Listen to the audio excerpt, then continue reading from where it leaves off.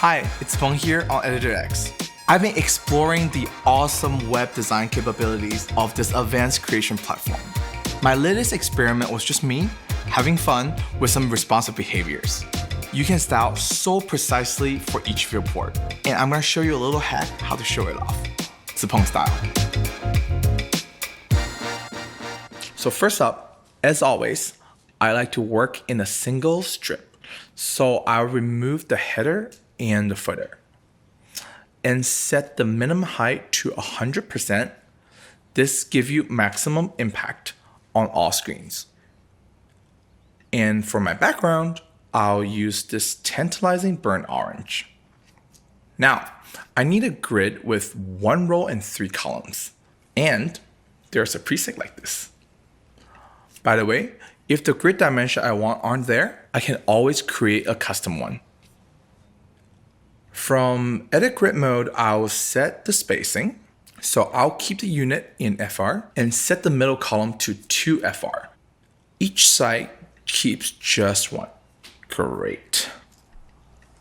For my media library, I'm adding the first 2 images files I need. Am I saying here okay? Or is this something kinkier? I'll let you be the judge.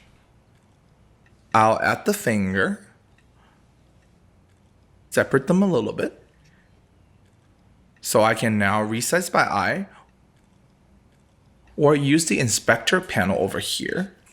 What's important is that both images are set to fixed size, so they don't scale with the viewport. Now, I'm docking this one to the left and set the margin to 20% from the left and 60% from the top. All right, next one, I'll dock it to the right and reverse the margin. So 30% from the right and 20 pixels from the top. Okay, let's check out docking. Beautiful. Now for some text, because we want to show the visitor what they needed to do here. No game works without some instructions. So let's center this and go for white here. I know that's a lot of color on one page. Some say pink and orange don't match, and I disagree.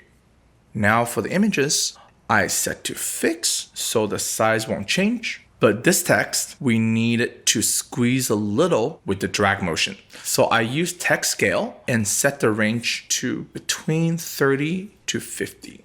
Yep, that should work. Just align it to the middle and dock it to either side in the middle column. Let's open it up a little bit. Yep. Okay, next for the background. Just when you thought you couldn't handle even more pop, here's a little more. Let's organize these layers just a bit, like that, send to back, and stretch it to fill the whole section. Lovely. All right, it's coming together, and we're almost there. Okay, so when we slide into tablet mode, we want this text to disappear. So I simply move this breakpoint and set don't display. Change casket down, of course, and don't worry, it should still be there on desktop. Let's check if it works nicely. And it does. Great. Now move on to mobile. We'll hide all of this using the same exact tool, don't display. Okay, perfect. Next up, I'm going to get rid of my grid, just on the mobile, of course. And there you go. It's done.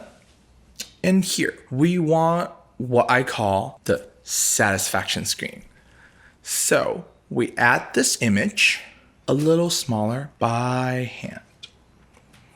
Aligning to the center, and we're all set. All right, let's make the instructions super clear on the desktop.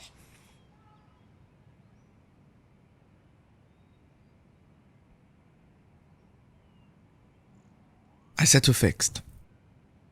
And as with the title text, I'll hide it on the smaller breakpoint. Okay, let's check this baby out. Boom.